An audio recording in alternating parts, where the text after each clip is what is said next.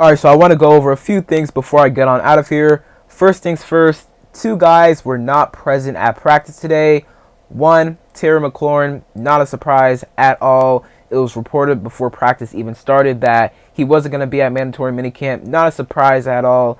It was reported last week by Jordan Schultz. I know I didn't make a video on it, but he has gotten frustrated with the contract negotiations, which, not ideal, but not surprising and not a big deal in my opinion. I mean, there's always going to be some frustrations when it comes to contract negotiations because, teams are going to try and get you at the lowest price they possibly can.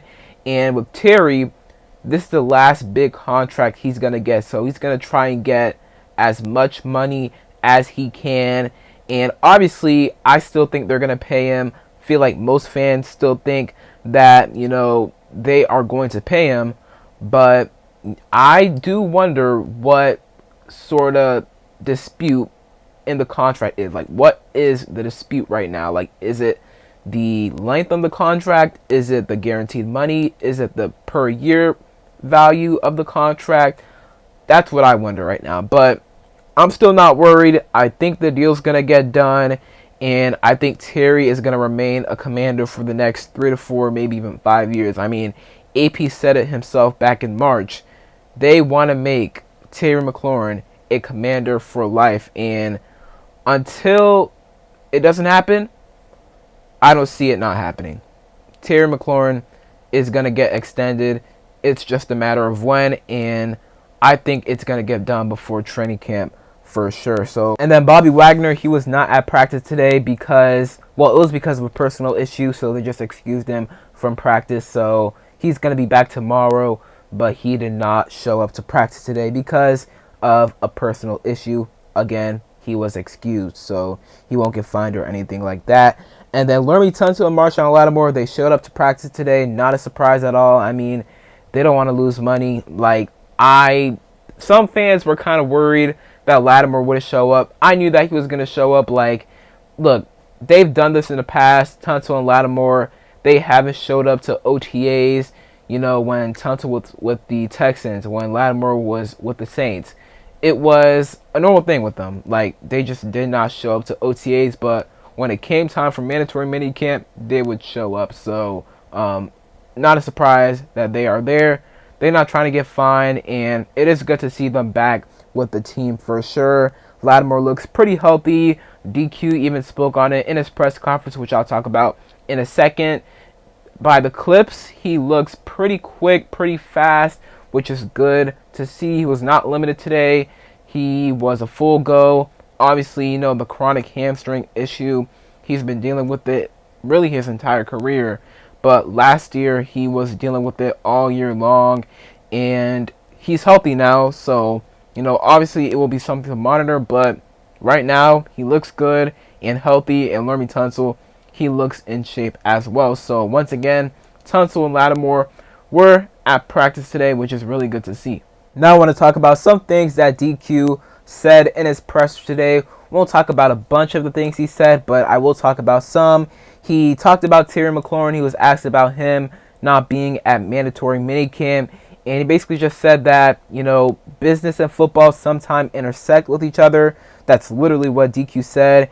And Terry's been a fantastic teammate. He's had a great offseason. And, him, his representatives, Adam Peters in the front office, they'll get something figured out. But for now, they just got to focus on everybody who's there. But just by the way DQ sounded talking about Terry, he's not worried about, a deal getting done.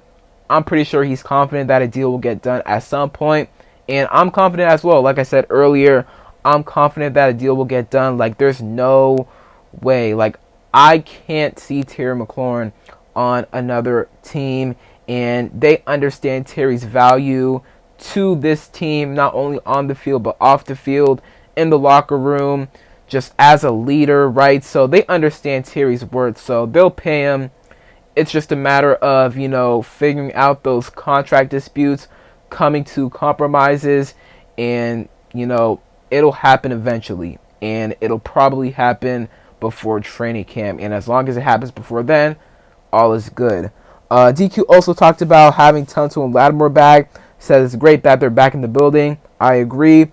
And he talked about, Coleman's versatility and him moving inside. So he pretty much confirmed that Coleman, he will be making the transition to guard, which is great. I feel like he can become a really, really good guard. And having him at left guard, Cosme at right guard when he gets back healthy, and Biotish at center, man, that can make for a really, really good interior O-line for sure. So he talked about Coleman moving to the inside. And I wonder when they realized he was a guard. Because at first, if you remember, during the annual league meeting, DQ did say that they would move Coleman to right tackle. But they drafted Connerly a month later. And obviously now Coleman is at left guard. So I do wonder when, they realized he was a guard. Whenever they did, I'm glad that they did. Because Coleman, I feel like he can make a really, really good guard in this league.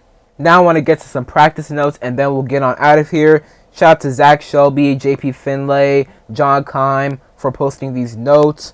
Zach Shelby, he said that Marcus Mariota had a really good day connecting deep downfield with several receivers, Tyree Jackson and Chris Moore. Those are two practice squad guys, but it is still good to hear that Marcus Mariota, is having a good practice, right? He was awesome for us last year in the 2 games he had to come in the Panthers game when Jaden went down with the injury, and in the Cowboys game when we took Jaden out to avoid any injury. Marcus came in and he won us that game pretty much. So great to see Marcus Mariota still balling out for sure. Debo made some nice plays today. Him and JD connected a couple of times. One time they connected in the red zone. Really, really good catch by Debo. It was like a leaping catch in the red zone near the goal line. So really, really good stuff there. Love to see their connection building up for sure. Ben Sinnott also hauled in a deep passing touchdown from Marcus Mariota. So that's awesome to hear. Hopefully Ben Sinnott has a much bigger role this year. I think he will. And hopefully he shows that he could be a real tight end 1 in this league. Jacoby Crosby-Merritt, he showed out, and he showed out all offseason long, to be honest, ever since he got here. I mean, his lateral movement, his speed, like, it's crazy that this guy went in the 7th round. I mean, I know why he did, but he just doesn't have 7th round talent. He has more like 3rd round talent for a running back, 4th round talent for a running back, right? So it's like, man, this guy is so good, man. Like, I really, really hope. I like B-Rob, and I still have hope for B-Rob, unlike some fans.